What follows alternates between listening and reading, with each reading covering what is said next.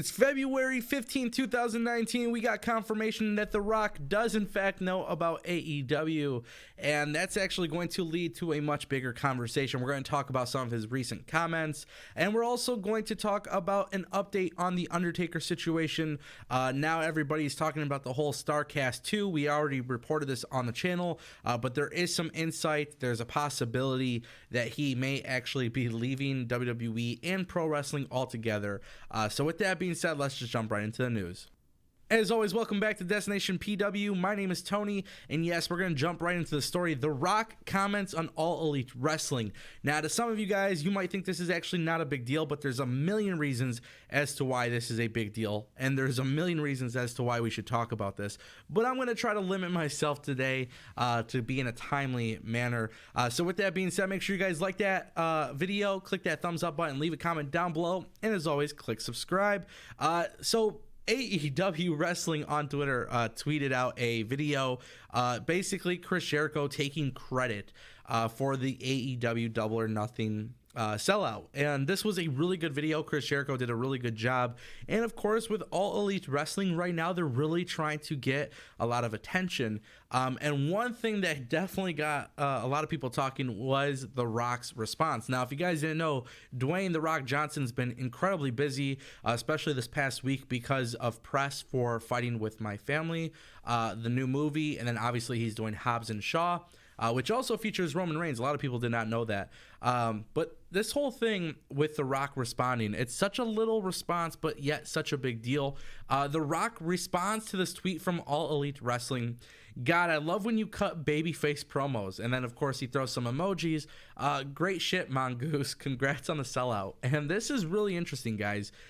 This is really interesting. This is the tweet for those who did not see it. But this is such a big deal because AEW, even though you guys know AEW has a lot of backing, they got a lot of financial backing, obviously from Tony Khan. So a lot of people, it's not like we're in a situation where AEW is in the realm of Impact or ROH. And I know the first thing a lot of people are going to say in the comments, this is not a real promotion until they start doing shows. As of right now, they're just a t-shirt company. But at the end of the day, we know that they're going to do live TV on a weekly basis. We know they're going to do pay-per-views. We know they're essentially going to be another version of WWE, maybe in a light capacity. Who knows? I don't know. That's not my personal, description of it. But at the end of the day, we know that there's going to be some sort of comparison to WWE. They're expected to do larger venues, and this is opposed to Impact and Ring of Honor, who don't sell as many tickets. So we know that they're trying to aim big. So the reason why the response from The Rock is such a big deal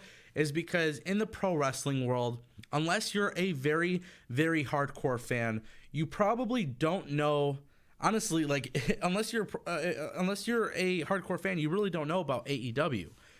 If you're a fan who is watching television on a weekly basis and you're watching WWE, then more than likely you've heard about WWE because of something huge. And that could have been because of The Rock and the Stone Cold and the guys back in the Attitude Era.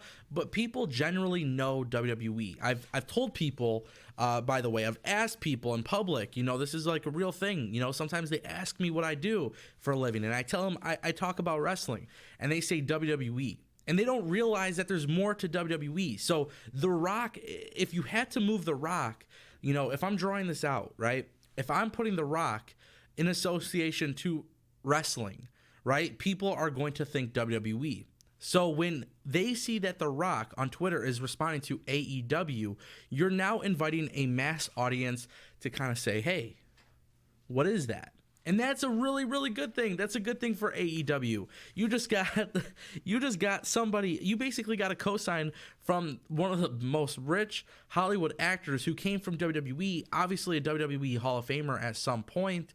And he acknowledges this, and he's acknowledging this product. So, again, unless you were a hardcore fan in pro wrestling, chances are you didn't hear about AEW. And a guy like Chris Jericho, he's got a lot of historic name value, and people kind of saw what he was doing in Japan, and that kind of brought more attention to Chris Jericho. But now you have The Rock responding to Twitter. If you don't think that's a big deal, that's huge. And it's again, it kind of goes off the same effect with The Undertaker. I see a lot of comments of people saying, well, StarCast 2 is not an AEW event.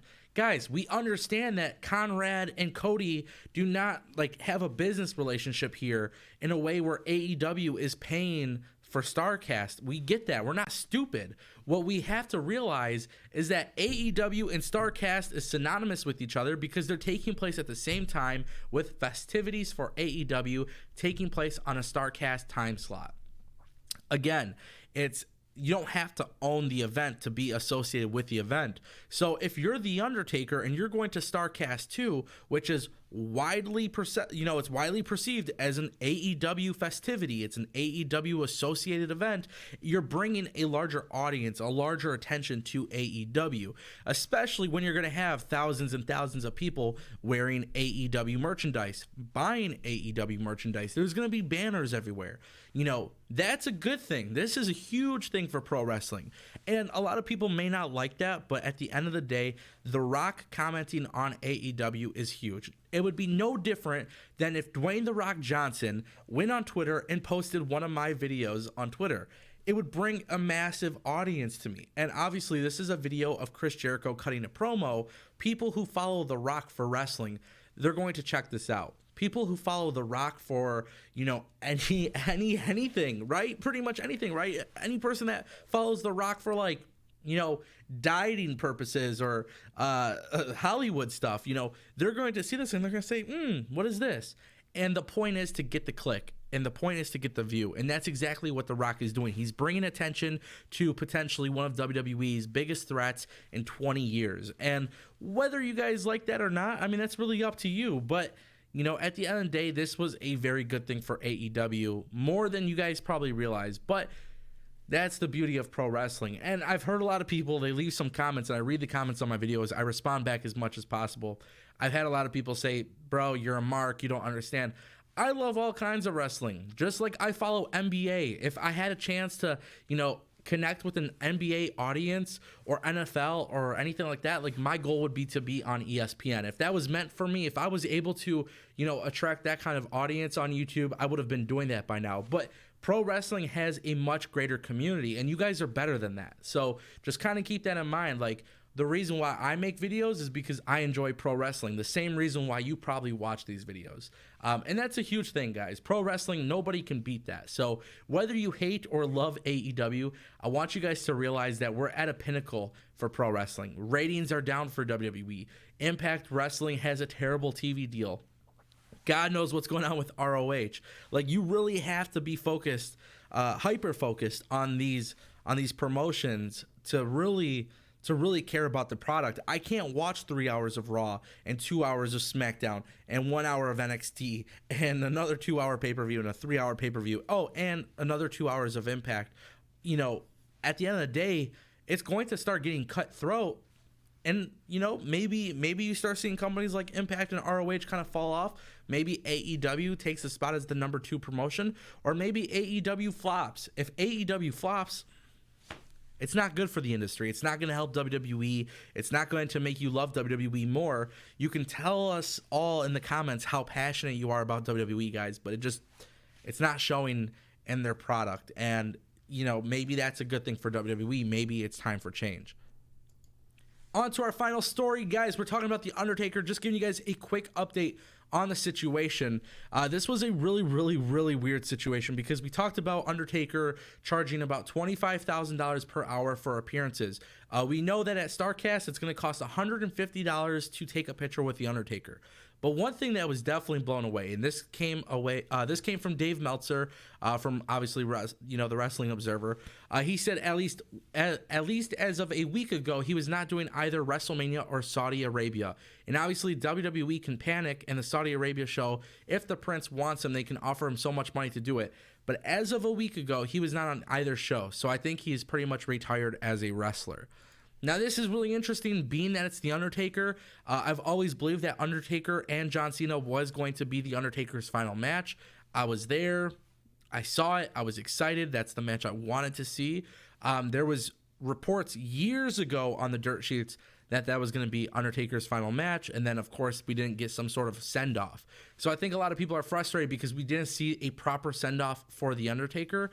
But if the Undertaker is done with pro wrestling, then it's fair to say that he is officially retired.